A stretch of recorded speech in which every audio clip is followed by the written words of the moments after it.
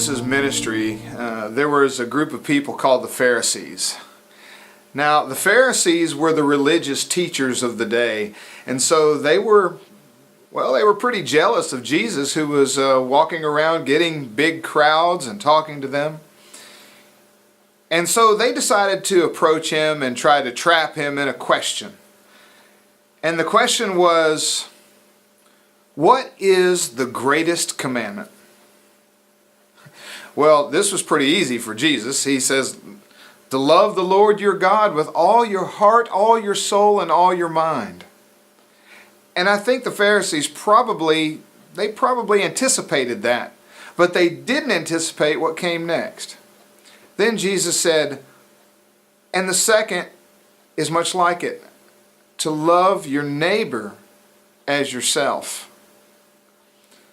Now, this took them by surprise because they didn't understand loving your neighbor as yourself. That took a lot for them to think about. And I think that's a lot for us to think about too, as Christians, as non-Christians, whoever may be watching this. To love your neighbor as yourself. It's really easy sometimes to love yourself. To love the way you are and to be glad that you're not the way somebody else is. It's pretty comfortable to come to church or to go into whatever group of people you may hang out with, and it's pretty comfortable to be able to look at around and see other people who are just like you. But when people come in who aren't like you, we tend to look at them and say, that person doesn't belong here. That person looks different. That person acts different, and they may be searching for something, but it's not here.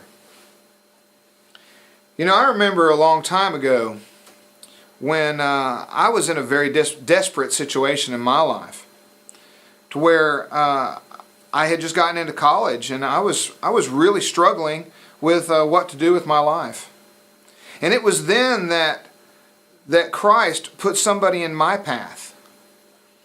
And they didn't tell me what I wasn't. They told me who Christ was. They didn't tell me that I wasn't right for the group that they belonged to. Instead, they invited me to the group they belonged to. You may know somebody today, you may even be one of these people who are struggling with alcohol, struggling with drugs. You may have some other moral struggle in your life that you don't want to mention to people.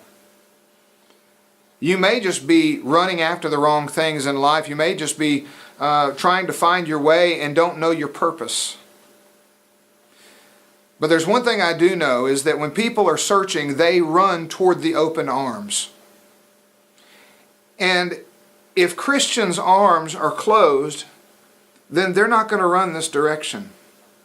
They're going to run in the direction of, drugs accept anybody. Alcohol accepts anybody. The world will accept anybody. But I've often heard it said that sometimes you may be the only Christ that people have ever seen. Now, did Christ fold his arms and tell the Pharisees that they weren't what they were supposed to be? Did he fold up his arms and say, keep those children away from me? No, he didn't say that. He opened up his arms and said, I am willing to die for you. Jesus is the ultimate example of open arms, and that's why we run to him. So when you meet people and you have people on your heart and you see people that may not look like you, they may not act in a way that you see is right, or that you think is the way that they're supposed to be, don't close your arms and judge them. Instead, open your arms and invite them in to what Christ has for them, because that really has nothing to do with what they look like. It has nothing to do with the way they're acting now. It has nothing to do with the things that they have been pursuing. It has everything to do with the salvation that God offers them, just like he offered it to us.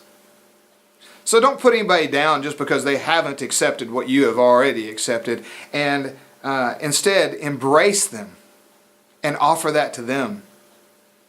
You know, I think that we will win a lot more Christians with open arms instead of folded ones.